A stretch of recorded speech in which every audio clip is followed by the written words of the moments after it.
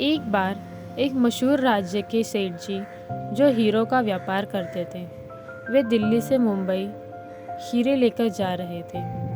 उन हीरो की कीमत करोड़ों में थी। इन हीरो को सेठ जी ने एक पोटली में बांधकर अपने पास रख लिया था। सेठ जी जैसे ही दिल्ली से मुंबई जाने वाली ट्रेन में चढ़े, एक चोर भी उनके साथ ट्रेन में चढ़ गया। इस चोर को यह पता चल गया था कि आज सेठ जी करोड़ों के हीरे लेकर मुंबई जा रहे हैं। दिल्ली से मुंबई जाने में 2 रातों का समय लगना था। चोर ने मन ही मन सोच लिया था कि कैसे भी करके मुझे सेठ जी के करोड़ों के हीरे आज चुरा लेने हैं। करोड़ों के हीरों के बारे में सोचकर चोर बहुत खुश था।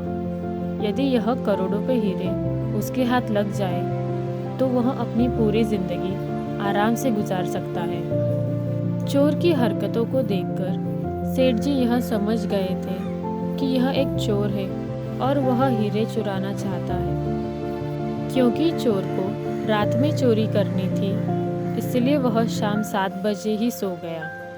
अब रात को 10 बजे जब सेठ जी को नींद आने लगी तो सोने से पहले उन्होंने अपनी हीरे की पोटली चुपके से चोर के बैग में रख दी और वे सो गए। अब रात 1 बजे चोर की नींद खुली। उसने तुरंत हीरे की पोटली को चुराने के लिए सेठ जी के सामान को चेक करना शुरू कर दिया, लेकिन लाख कोशिशों के बाद भी उसे वहाँ कोई भी हीरा नहीं मिला। अब चोर सेठ जी के कपड़ों में हीरे खोजने लगा। उसे वहाँ भी हीरे नहीं मिले। चोर ने सेठ जी के आसपास सभी जगहों पर हीरो को खोजा, लेकिन बहुत मेहनत करने के बाद भी उसे हीरो से भरी पोटली नहीं मिली। अब सुबह के 5 बज गए थे। चोर बहुत थक गया था। उसने सोचा कुछ देर सोकर जाऊंगा ताकि थकान उतर जाए। चोर सो गया और उसके सोते ही कुछ देर में सेठ जी उठे और चोर के बैग में से अपनी पोटली निकाल ली और आराम से अपनी ट्रेन की यात्रा का आनंद लेने लगे। चोर उठने के बाद दिन भर यही सोचता रहा कि आखिर सेठ जी ने हीरो की पोटली कहाँ छुपाई होगी। कुछ देर सोचने के बाद चोर ने दूसरी रात को हीरो की चोरी करने का निश्चय किया। दूसरी रात भी चोर पहले की तरह जल्दी सो गया।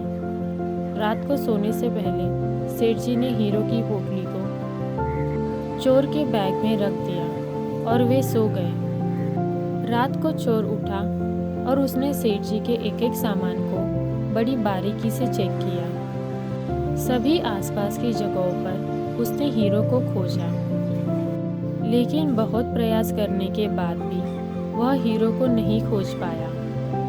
थकने के कारण चोर फिर कुछ देर के लिए सो गया। कुछ देर बाद जब सेठ जी उठे तो उन्होंने चोर के बैग से हीरो की पोटली निकाली और अपने बैग में रख ली। कुछ समय बाद चोर भी उठ गया। अब चोर बहुत परेशान था कि आखिर हीरो की पोटली सेठ जी ने कहाँ रखी है। वह यह सोच ही रहा था, तभी मुंबई आ गया और सेठ जी स्टेशन पर उतर गए। चोर भी उनके साथ उतर गया। चोर आश्चर्यचकित था कि पोटली मुझे मिली क्यों नहीं। अब उसके मन में केवल एक ही सवाल था कि पोटली सेठ जी ने रखी कहाँ थी। उससे रुका नहीं गया और वो तुरंत सेठ जी के पास पहुंचा और बोला, मैं आपकी हीरो की पोटली को पिछली 2 रातों से चुराने की कोशिश कर रहा हूँ, लेकिन बहुत खोजने के बाद भी मुझे वह मिली ही नहीं। कृपया मुझे आप यह बता दें कि आखिर आपने पोटली को छुपाया कहाँ था। सेठ जी हंसे और बोले, अरे मूर्ख, मैंने हीरो की पोटली को तेरे ही बैग में छुपाया था। जिस समय तो उसे खोज रहा था वह तेरे ही पास थी। तू जिन हीरो को बाहर खोजता रहा वो असल में तेरे ही साथ थे।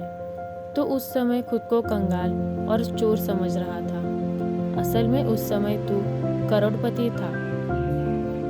सेठ जी की बात सुनकर चोर दंग रह गया और अब उसने आगे कोई भी चोरी न करने की कसम खाई और वह आगे चल पड़ा। तो दोस्तों, इस कहानी से हमें यह सीख मिलती है कि हम सब भी उस चोर की तरह ही हैं। हम सभी जीवन में खुशियाँ चाहते हैं और उसे बाहर खोजते रहते हैं। कभी किसी वस्तु में अपनी खुशी खोजते हैं तो कभी किसी व्यक्ति में। पता नहीं किस किस चीज़ों में और किन किन लोगों में हम अपनी खुशियाँ जीवन भर खोजते रहते हैं, लेकिन हमारी असली खुशी हमें कभी मिल ही नहीं पाती। कभी वह खुशियाँ मिलती भी है तो वो टिक नहीं पाती, क्योंकि हम इस बात से अनजान हैं कि असली खुशी कहीं बाहर नहीं बल्कि खुद के अंदर ही छुपी होती है। अपनी सभी खुशियों के एकमात्र स्रोत हम खुद ही हैं। कबीर दास जी ने सही कहा है, कस्तूरी कुंडल बसे मृग ढूंढत बन माही, जो घट घट में राम है दुनिया देखत नाही।